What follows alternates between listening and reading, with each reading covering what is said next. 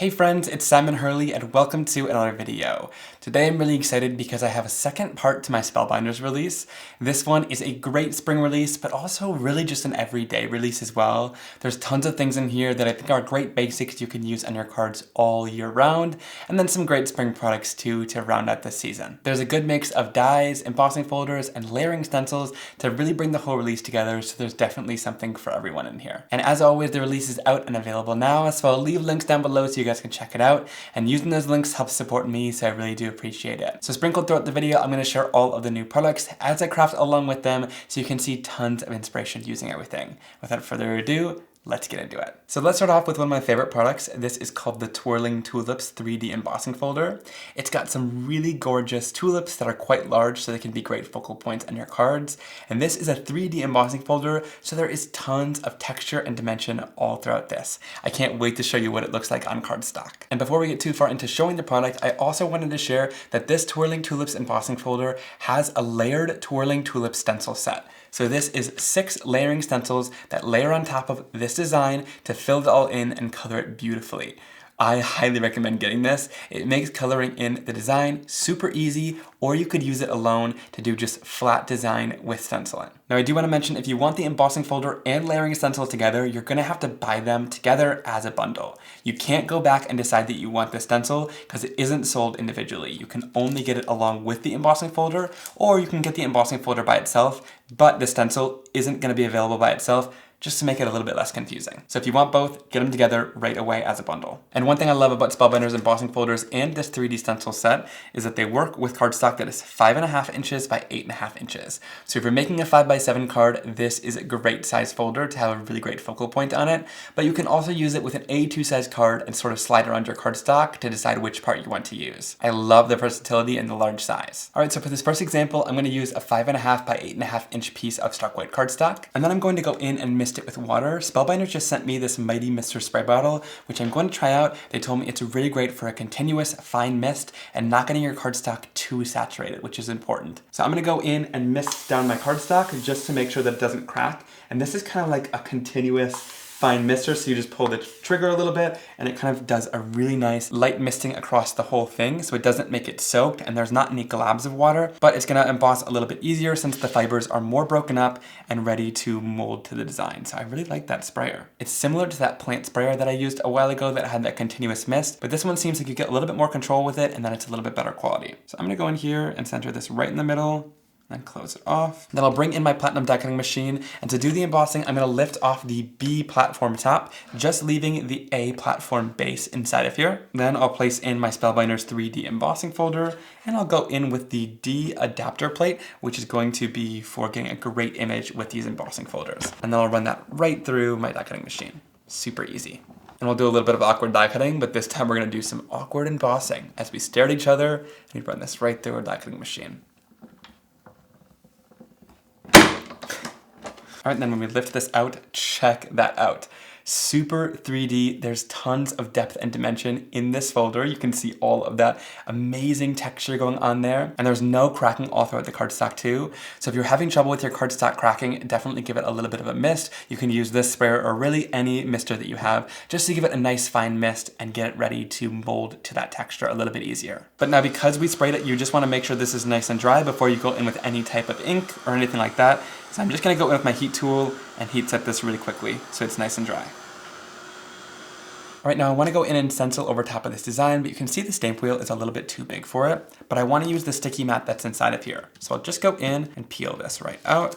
This is their ultra sticky mat. You can buy it outside of the stamp wheel as well. So I'll just stick this down onto my work surface with the grid side facing down, and then I can go in with my Twirling Tulips embossed design and lay it right on top. So then we'll go in with our layering stencil set. This has 6 layering stencils inside of it that are going to build up the design really nicely. And these all have etched numbers down in the corners, so you know how they line up and you know which layer they're on too, which makes it really helpful. And also in all 4 corners, there's little etched corner markings. So if you use the 5.5 by 8.5 inch cardstock, all you need to do is line it up with that corner etching and it'll perfectly line up your stencil along that design, which makes it really easy. But it's also pretty easy to just line it up with the tulips to make sure that it's nice and centered. Then I'm gonna go in with some blending brushes. These are the little mini blending brushes from Altenew. I'll grab some pinks and yellows and greens that we're using today. I have one brush for each color family, which makes it really easy so you don't have to go in and clean the brushes in between colors. So there's a little bit of an investment up front, but it saves a lot of time and it'll also keep your blending brushes quite nice because I find that cleaning them too often kind of breaks them down over time and makes them not last as long. All right, so I'll go in here with my ink stand. I'm gonna start off with some shooting star and my yellow blending brush. And I'm just gonna go in here and blend out a couple of these little tulips with this really bright yellow color. I love how this looks. So I'll just pick and choose a few of them and blend them right in. And then for the pink, we'll go in using a little bit of Rosy Cheeks and my pink blending brush, and I'm just gonna go in and blend any of the excess tulips in with that pink color. Now, whenever I'm blending these, you'll notice that I always start at the base of that tulip petal, and I'm going to lightly blend upwards. This is going to naturally make that base of the tulip a little bit darker, and then it'll kind of blend to a lighter color at the top. I just like to do that to add a little bit more depth and dimension, but you can totally just make it kind of more of a solid color anyways if you want to. All right, then I'll lift this right off that sticky mat, and we got the first layer of our petals all colored in. Then we'll go in with layer number 2, and again, really easy, line it up with all of those corner etchings, and then again, it should line up that design perfectly. That looks great. And then I'll stick my stencil down to that sticky mat. Then again here, I'm going in with that Rosy Cheeks color again, and I'm going to blend in these petals. So again, using pink over top of those pink areas that I did. Then we'll peel this off, and so those are all nice and colored in. And then there's a little etched mark on here separating this little image out. And this one actually is supposed to go on the center of this floral. So I'm just gonna take a little bit of yellow for the kind of center antenna and blend that in really easily. And it gives it a little bit of color. Moving on, that third layer of the stencil has really great little details that are going to darken up these florals a little bit. So again, just line up the etched corners and it'll line up your design. Place it down. And this time I'm going in with a darker ink color. So here I'm using Prom Queen, which is my darker pink. And again, I'll go right over top of those pink areas and blend them in super easily. And this just gives some kind of detailing and fading along those flowers to add a little bit more dimension. Then for the yellow ones, we're gonna go in with a darker yellow color. Here I'm using Slippery and Wet, and I'm gonna go in and add the detailing to these yellow tulips as well. Then I'll peel this right off. And there you can see you're really starting to build up kind of the detailing on those florals, give them a little bit more dimension. Then going in with the fourth layer, this is going to fill in some of those leaves and greenery. And since the green is all one color, I'm gonna go in with one of these larger blending brushes first, starting off with a little bit of Later Gator. I'm gonna go in with kind of a light hand at first with this color and just blend it all over these leaves. And what I love about these layering stencils is it really makes it super easy to color everything in. You can see all you need to do is just add a simple color all over the stencil, and it's just coloring all of the leaves at once, which is great. And then this is why I have a little mini blending brush too, in case if you want to go back in with that same Later Gator color, we're going to use it a little bit more concentrated and lay it right over top of the last layer. But here I'm going to go in from both sides of the leaves, just to darken up both of the edges and give it a little bit more dimension. I know it's just one layer, but even adding several colors of ink onto one layer is really gonna bring lots of depth and detail to the image. And what's great about this too is it's the exact same color, I'm just using it more intensely. Since we're using translucent dye-based inks, every layer that you add on top of them is just gonna make the color a little bit darker, so you don't need to pull out more colors, you can just keep layering the same ink on top of each other. Then I'll lift this stencil off, you can see things are really coming to life with all those leaves. Then I'm going in with layer number 5, again just lining it up simply with the corners, and this is more leaves and greenery. We've split some of the layers up into 2 different layers because otherwise this stencil wouldn't really stay together if you do too many on one layer. So this is just more of those greens. Again with this, I'll start off by blending it all in with that larger blending brush and adding color simply all throughout. And then for these stems where this is their first layer of green, I'll just go in with that Later Gator again on both edges to darken it up a little bit. Then I'm gonna go in with some fake plant and that detail blending brush, and there's a lot of leaves that already have that green color, but it's just half of them. And so in this ones, you can go back in with a darker green, so here we're using that Later Gator color, and that's gonna add shading and dimension to that one side of the leaves. And once we're done, we can lift this right off. That shading on those leaves gives it so much depth, so I love that there's those 2 layers there. Then if you want even more shading, we're gonna go in with layer number 6, line it up with the edges, and this is going to give you all of those embossed line details in the leaves. We can fill them in with color now. For this, I'm gonna go back in with that fake plant color and that little blending brush and just go in and swipe some ink down into those areas. And lift it off. And that adds even more dimension to lots of those leaves. I love it. So check this out. So much bold and intense color that's really bringing that design to life. I love it when embossing folders have stencils like this because it makes it really easy to color in that design while still getting all of the amazing texture to it. I absolutely love how this turned out, and I can't wait to finish it off in a card. And if you want to spruce this up even a little bit more, I'm going to go in with some solar paste in the golden hour color. You could also use a little bit of lunar paste here as well, and it would be really bold and intense shine. But what I love so much about the solar paste is it's not going to cover up the design, but it's going to add a little tiny bit of shine on top. So we'll just go in here, take a really small amount onto your finger, and I'll just slightly wipe it onto these tulip areas. And a really little bit goes a super long way when it comes to adding them on top of designs like this. So all I'm doing is really just taking the tiniest amount and just swiping it on top of my tulip designs. And what I love so much about it, like I said, is with solar paste, it doesn't cover up the design. So you're still seeing all of that amazing color and ink, and it's not taking away from that. That's super important to me because if you cover this with lunar paste, you wouldn't see any of the color underneath. And check this out, once it's completely dry, you can't see it at all when you're looking straight on like this, but then when you tilt it in the light, you get all of that amazing golden shine. And you could use any color of solar paste. If you wanted to, you could have done pink on top of here and green on top of the leaves, but I just love that little added gold shine and surprise when you tilt this in the light and see it on top of the tulips. But again, it doesn't cover any of that color up, which is amazing. Now I'm gonna make this one into a larger 5x7 card, but what's really awesome about this size is if you want to, you can cut this right in half, and that makes each one of these panels 4 1/4 by 5 1/2. So you would have 2 A2 cards out of it if you wanted to. But I'm gonna chop a little bit off of both sides to make it 5x7 because I think that'll be fun. So I'm gonna go in here and just slowly chop a little bit off of each edge until we get down to the proper card size that we need. All right, that looks good. I think we framed it up pretty nicely. Then I want a thin matting layer, so I'm just gonna go in and trim a piece of stark white cardstock slightly larger than my tulips layer. Then for this matting layer, I'm going to tint it with the fake plant color, which is that darkest green color that we used. So I'm gonna go in with my mini domed foam blending tool, and I'm just going to blend around the edges to change the color of my stark white cardstock. And this is just such a beautiful dark green color. And what I love about this so much is that it matches our project perfectly. Since we're using ink to color the cardstock and we already used this green on our project, it matches exactly perfect. So it's going to coordinate really well with what we've already created. And it saves you from having to have tons of colored cardstock on hand, and nobody would know that that center is perfectly white. So when you put your blended card panel on top, nobody will know, and it looks great. And again, matches perfectly. So that's our little secret, that the inside is white. It's not real colored cardstock. All right, then for the card base, I'm going in with my stark white cardstock. I'm gonna cut it first this long way, 7 inches. Then I'll cut it the opposite way, 10 inches.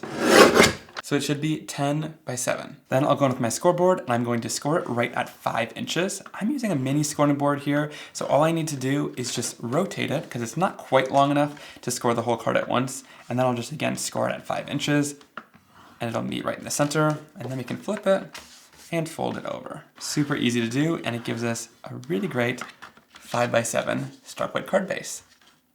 So to adhere our embossed panel down, I'm going to use my My Sweet Petunia glue press with Barely Art's liquid glue inside. This makes it really easy to squeeze out the glue on the back side. And I love to use liquid glue for adhering down embossing folders because there's lots of texture and dimension, and it gets into all those grooves and helps it dry nice and flat onto your project. And we get a couple seconds to move things around and make sure they're nice and straight on our card panel. And we'll take our liquid glue again, put it on the back of this panel, and we'll adhere it right down onto our larger 5 by 7 card base. And check that out once it's adhered together. I love that matting layer, that's the fake plant color. It matches our blended project so perfectly and came together really nicely. Now for the sentiment, I'm going to use a sentiment from this new set called Handwritten Sentiments.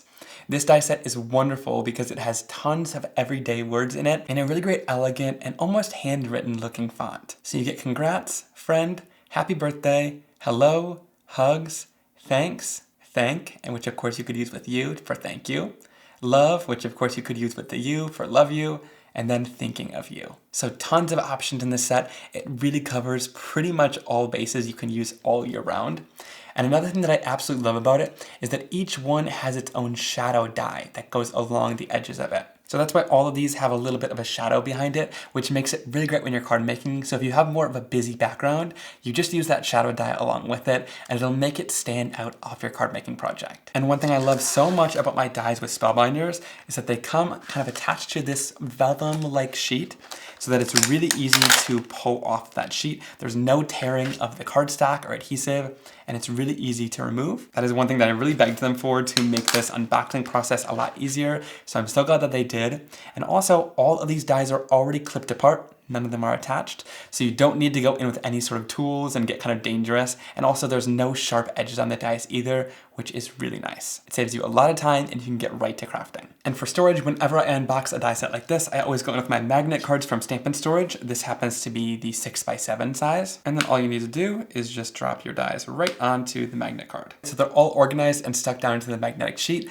But what I love so much about these Stampin' Storage sheets is they got kind of a thicker piece of cardboard attached to the back of it. So it's really nice and sturdy. No matter how much you're waving this across your room or moving things around, your dies aren't going to fall off, which is super nice when I put them into storage. I can shove them into a bin and you can easily flip through them, and you don't need any plastic sleeve over top of this to make sure that all the dies are going to stay attached to it, which is really nice. And for this card, I'll just keep it simple and do the hello friend, which I think is a great sentiment.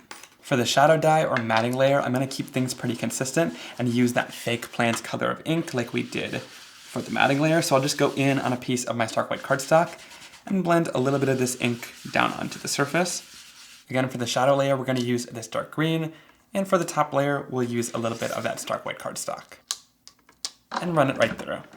All right, then to adhere these together, I'm just going to go in with a little bit of that liquid adhesive from my glue press and go all on the back side of this die cut. And then we'll place it right onto that shadow die, and it gives us a really great darker matting layer. All right, and here's a look at that finished card. I love that background with the Twirling, Tulips, Stencil, and Embossing folder to create that really beautiful textured design, and then adding color to it is made so easy with that stencil. And that little bit of golden hour solar paste on the top really brings the whole thing to life with a little bit of shine too.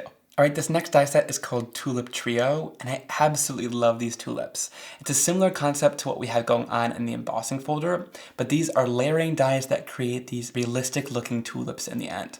And they're quite large as well. It shows them quite small on the packaging, but they really fill cards nicely with 1 or 2 tulips to create a stunning focal point. I've already taken them out and put them onto my Stampin' Storage magnet card here. So I wanted to show you get 2 different stems that you can use here, lots of different leaves folding in different directions, so you have lots of variety and options to choose from. And then with the tulips, all of the petals that you need to create one of the florals are on one die like this. So you would just run this through your die cutting machine with a couple different colors, or with white and colored in with a couple different colors, and then you're easily able to know what coordinates with what. It also has little numbers on the dies as well, so you get 1, 2, and 3, so you know which layer is which when you're layering things up. So I love that those numbers are included as well. All right, now let me show you how beautifully this one layers up. All right, so when I go in and I die cut these tulip layers, I like to have 3 different shades of each color that I'm using. So 3 shades of yellow, 3 shades of purple, and so on and so forth, because there's 3 layers on each one of these dies. So I'll just place this onto one of my colored cardstocks,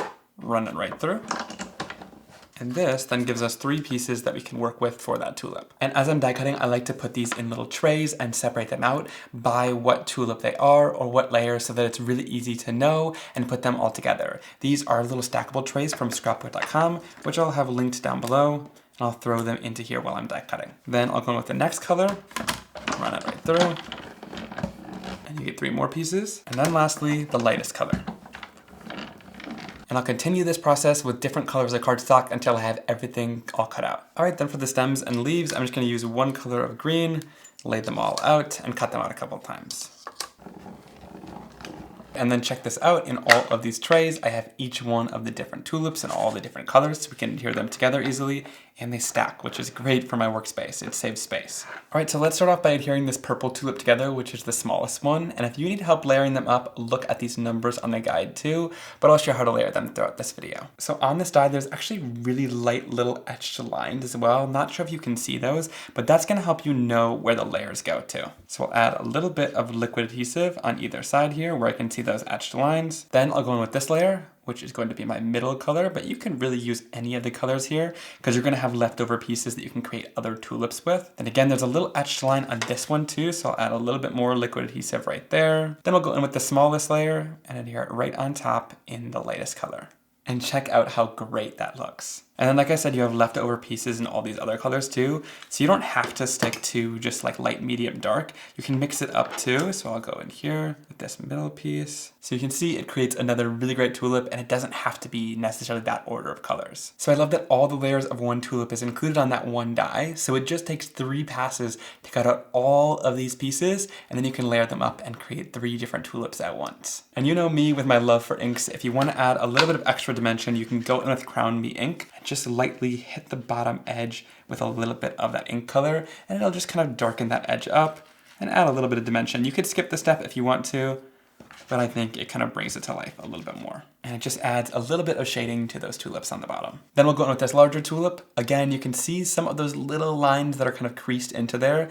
That's gonna help you layer this up. So we'll add glue right along those creased lines. And we'll go in with this middle pink layer and line it right up. And we'll add this large light petal front and center there. And that finishes it off perfectly. And I love this one because so many of those petals are kind of sticking out behind and it looks like it's blooming. And then for this one, I'm going to use a little bit of Rosy Cheeks ink. And again, we'll just take a little bit right to the bottom of these die cuts to add a little dimension. And then for this last mid-sized tulip, you can see a couple little lines in there again. We'll add glue right along those lines. Then we'll go in with the middle color and layer and adhere it right down. And we'll add it right down in the latest color. And that just gives such great depth and dimension to the floral, and I love how it turns out. Then for this layer, I'm gonna go in with a little bit of Slippery and Wet ink just to add some shading and dimension to the bottom of these tulips. And then for the leaves, I'll go in with a little bit of Fake Plant, and with all the leaves, I just go in from both sides of them and just add a little bit of shading and dimension. It highlights the center and gives it some really great depth to it. So I'll just do this to all of the leaves. You don't have to if you don't want to, but the leaves are just one layer, so adding ink is gonna really make it look nice and 3D. So to make a background for this card, I'm gonna use the stained glass window die. This was one from the past, but I absolutely love the stained glass look that it gives to your card. It's got this border die if you wanna use it together and create a great die cut, but I'm gonna use the center of this with all of the amazing details in it to do some embossing into my cardstock. So if you wanna do embossing with your dies, you'll need the A platform base along with the B platform top. Then you'll go in with the E, which is like a rubber mat. This is what's going to give your die the ability to press into the cardstock and not cut all the way through. Then I'll bring in my stark white cardstock and I'm going to just, again, use that mister and lightly mist this down. That's gonna help it get a really great texture without crackling. And then I'll go in with the die with the detail side facing down and I'll just line it right up onto the center of our card. Then lastly, I'll put the D adapter plate right on top and we'll run this right through our die cutting machine. You get that really great texture into the cardstock, but it didn't cut through anywhere. So it just gives you a really beautiful, intricately detailed background. All right, and you know what? I actually do want my cardstock to be that arch shape still, so I'll just line this up right along that design, and we'll hold it down in place with a little bit of mint tape. And then I'll run this right through the die cutting machine to cut it out. And then we can pop this right out and you get that really great arch shape along with it. So now I want to make the design in the background stand out a little bit more. So I'm going to go in with some no diving ink and my large blending brush. And I want a lot of this color kind of coming out from this corner area. So I'm just going to go onto the surface and lightly blend my ink from that corner all the way throughout the background. And as I'm doing this, I'm keeping a really light hand because you'll notice that if you keep a lighter hand, it'll just catch on those raised surfaces and make them a little bit darker to really highlight that embossed pattern into our cardstock. And then I'll just lightly carry that across the surface until it's faded out into the white cardstock. And now we can sort of plan out our card layout and how we want it to look.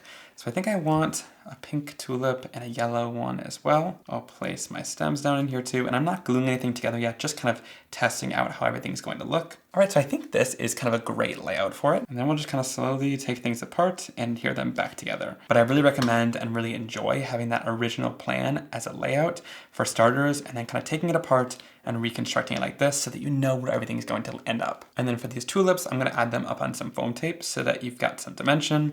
and pop them off the card. Those are so beautiful all layered up like that. You get such a great 3D look. And like I said, I love how large they are because they really fill a card nicely. All right, and then for this one, I'm going to use the thanks sentiment from the Handwritten sentiments. I'm going to use the backer in white, and I'll do the sentiment in black. And I'll run this right through my die cutting machine.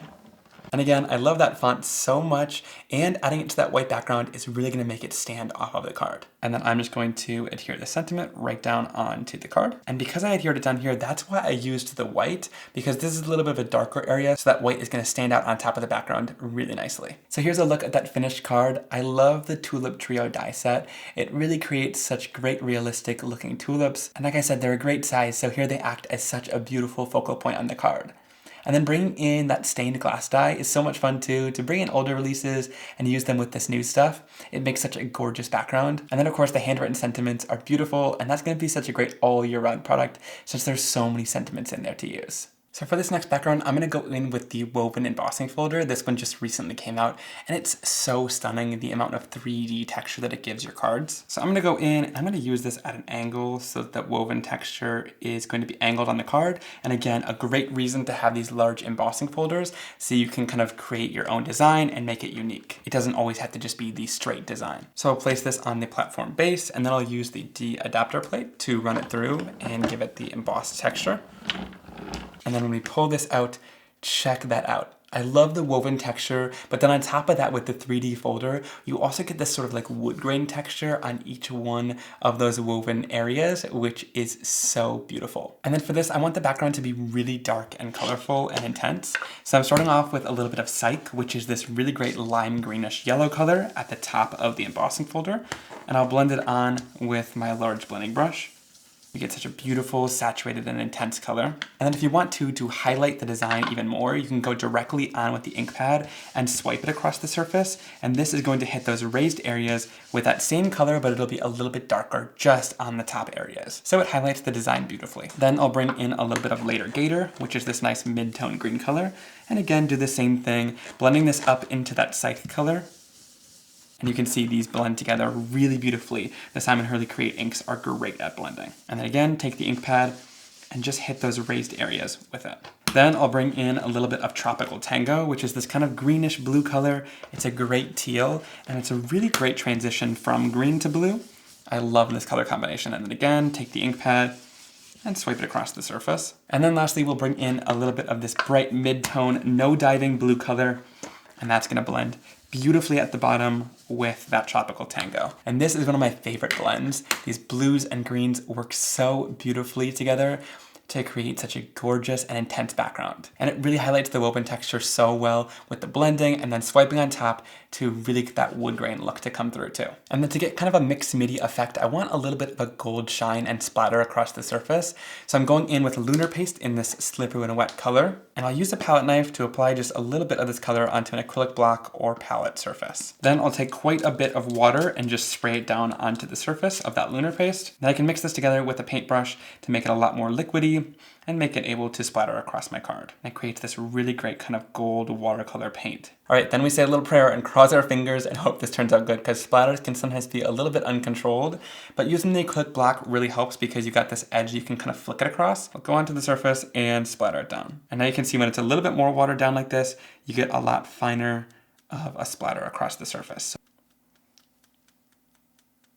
And you also want to really thoroughly clean out your paintbrush too so that no lunar paste is left in there, otherwise it'll dry and harden. And once that's dry, check out how beautiful that shine is on those gold splatters.